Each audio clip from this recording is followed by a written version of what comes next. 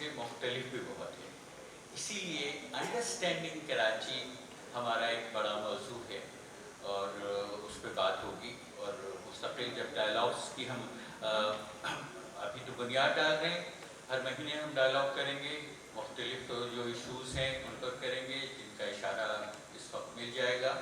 لیکن کراچی اس وقت ایک ایسے مقام پر کھڑا ہے کہ جہاں بہت سی چیزیں ممکن دکھائی دے رہی ہیں. اور پہلی بات جو میں بہت اہمیت دیتا ہوں اس کو, اور وہ ہے کہ شناخت کی, آئیڈینٹی کی سیاست سے شہر کو, کسی بھی شہر کو کہیں بھی کوئی فائدہ نہیں ہوتا. وی آل ہیو ملٹیپل آئیڈینٹیز, اور جو ڈائیورسٹی ہے وہ پرابلم نہیں ہوتی ہے, اس کو پرابلم نہیں بنانا ہے. Diversity is the strength, diversity is the glory of a place. Diversity ہی سے تو کریٹیوٹی آتی ہے, انرجی آتی ہے. تو آپ ایک مثال دیکھ لیں, ابھی آپ نے کچھ عرصے پہلے دیکھا ہوگا کہ ایک شہر ہے دنیا کا, شاید دنیا کا سب سے بڑا شہر, یعنی the greatest city perhaps, London. جتنے مختلف ملکوں کے لوگ لندن میں آباد ہیں, نیو یارک بھی اب اس کی مثال نہیں پیش کرتا. It is the greatest city in the world. اور اس شہر کا میئر کون ہے بھائی؟ اس شہر کا میئر تو ایک پاکستانی بس ڈرائیور کا بیٹا ہے. وہ اس لیے تو نہیں ہے اس کا میئر کہ لندن میں مسلمانوں کی اکثریت, وہ اس لیے تو نہیں ہے میئر کہ وہاں پاکستانیوں نے کوئی اپنا پریشر گروپ قائم کیا ہوا ہے. وہ اس لیے میئر ہے کہ ایک مین اسٹریم پارٹی نے, ایک مین اسٹریم پولیٹیکل پارٹی نے اس سے متفق کیا. And that is how a city has to function. کہ ایک شخص مین اسٹریم پارٹی کا جو ریپرزینٹ کرتا ہے, اور صادق خان نے کس کو ہرایا اس الیکشن؟ ایک عرب پتی کو. تو یہ ہوتا ہے ایک ڈائنمک سوسائٹی کی ایکسپریشن, اس طرح سے ہم دیکھتے ہیں. تو ہم کراچی میں بھی جو ڈائیورسٹی ہے کراچی کی, اس کو اپنی اسٹرینتھ بنانا چاہتے ہیں. اچھا, ڈائلاگ کی جو اہمیت ہے, مسئلہ یہ ہے کہ اس ملک میں ڈائلاگ کیسا ہوتا ہے اور اس کا مزاج کیا ہوتا ہے, اس کے دو نمونے آپ روز دیکھتے ہیں. ایک تو ہمارے سیاسی لیڈر ہیں, ان کی گفتگو, وہ کس طرح اپنی بات کرتے ہیں, ان کا ڈسکورس کیا ہے, وہ آپ کے سامنے ہے. دوسرے جو ہمارا الیکٹرانک میڈیا ہے, 100 ٹاک شوز روز برستے ہیں ان پہ. ان دونوں میں ڈائلاگس کا کیا طریقہ ہے, کیا ہیجان پیدا کیا جاتا ہے.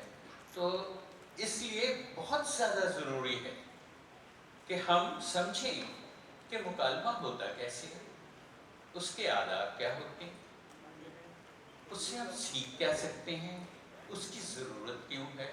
اور I think it is very appropriate that we are launching this in the premises of an educational institution. ایک کیمپس پہ ہم کر رہے ہیں, کیونکہ اگر کہیں سے بات شروع ہونی ہے تو وہ کیمپس سے ہوگی.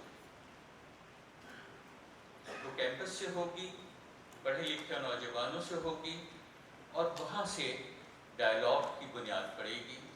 اور ہم ڈائلاگ کے بارے میں گفتگو, یعنی مطلب یہ کہ سمجھ سکیں گے کہ زندگی میں مکالمے کی کتنی اہمیت ہوتی ہے. تو یہ میں کچھ بہت زیادہ گفتگو کر رہا ہوں. میرا خیال ہے کہ میں وہاں بیٹھوں اپنی سیٹ پہ جا کے, اور جو ہمارے اتنے اچھے پینلسٹ ہیں ان سے گفتگو. ایک تو وہ تعارف ہونا چاہیے پینلسٹ کا, تو کچھ ہے جو بھی جیسے بیلا جو ہیں وہ ٹرسٹی ایڈوائزر فدی ادارہ تعلیم و آگہی, centre for education and consciousness, اور بہت ہی ایک کامیاب, well known, dedicated, committed educationist, اور کہنا چاہیے کہ ایک سوشل ڈیولپمنٹ کے کام میں ان کی بڑی اہمیت ہے. اور جب میں ان سے گزارش کروں گا کہ آج کل وہ کیا کر رہی ہیں وہ خود بتائیں گے. اس کے بعد سبطین نقوی صاحب ہیں. سبطین نقوی کی اہمیت اس لیے میں سمجھتا ہوں کہ اس محفل میں بہت ہے کہ وہ حبیب یونیورسٹی سے ان کا تعلق ہے، اور وہ حبیب یونیورسٹی کی کور ٹیم میں ہیں، پلاننگ ٹیم میں ایڈیٹر ہیں ان کے میگزین کے، جس کا نام ہے ہم خیال۔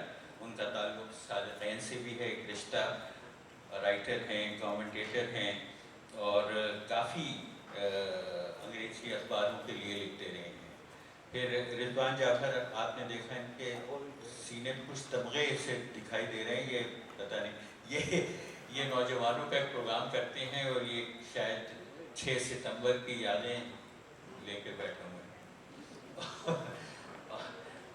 وسط اللہ، آپ سب واقف ہوں گے، ہمارے ایک بہت ہی نمایاں سینئر صحافی بھی ہیں، BBC سے ان کا تعلق رہا ہے۔ آج کل ایک پروگرام جو کہ ذرا ہٹ کے ہے، اس سے ان کا تعلق ہے۔ اور وسط کی بھی اہمیت یہاں اس لیے ہے کہ BBC میں انہوں نے وہ تربیت حاصل کی ہے کہ بات کس طرح کی جاتی ہے، ایک کسی موضوع کو کس طرح سے کھنگالا جاتا ہے، کیسے اس کی مختلف جو اس کی جہتیں ہیں ان کی طرف اشارہ ہوتا ہے۔ تو اب میں پہلے آپ سے شروع کروں، پہلے تو آپ بتائیے کہ آج کل آپ کیا کر رہی ہیں، اور پھر ڈائلاگ کی اہمیت اس کے بارے میں۔ شکریہ غازی، اور شکریہ آئین کراچی کہ آج موقع مل رہا ہے گفتگو کرنے کا۔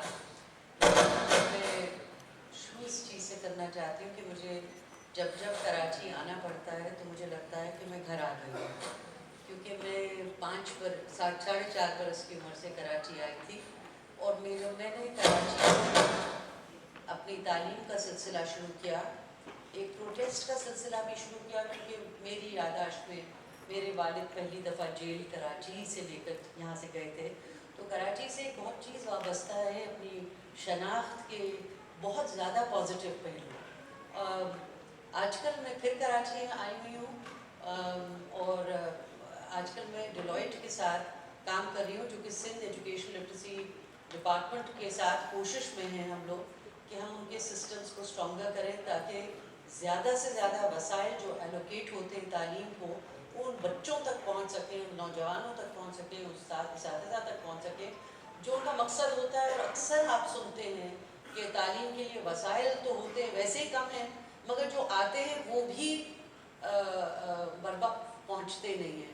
تو آج کل اس کی جد و جہد ہے، اور پورے سندھ میں کام کر رہی ہوں، اور مجھے بہت، جیسے میں نے کہا، ایسے لگ رہا ہے جیسے واپس گھر آ گئی ہوں، اور کراچی کے ساتھ جتنی میری ایک ڈائنامک اور پررسم یادیں ہیں وہ پھر سے وابستہ ہو جاتی ہیں، اور مجھے اس سے بہتر کوئی شہر نہیں لگتا، کیونکہ یہ واحد ایک شہر ہے جہاں پہ جب آپ واک کرنے جائیں پارک میں تو کم از کم آپ کو 20 زبانیں سننے کو ملتی ہیں، اور آپ کو لگتا ہے کہ واقعی یہ پاکستان